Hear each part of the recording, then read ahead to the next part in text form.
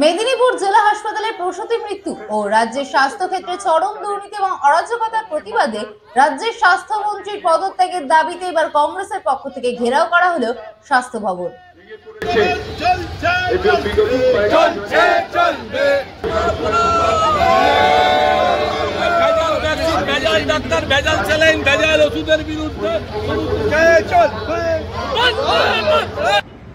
শুভঙ্কর সরকারের নির্দেশে আজকে সারা পশ্চিমবাংলার স্বাস্থ্যের যে পরিকাঠামো একদম বিপর্যস্ত, লোক ছেড়ে বড় লোকে চলে যাচ্ছেন শুধু রাজ্য সরকারের ব্যর্থতা, সেই জায়গায় দাঁড়িয়ে আমরা আজকে এখান থেকে আমরা প্রতিবাদ মিছিল করার জন্য উপস্থিত হয়েছি।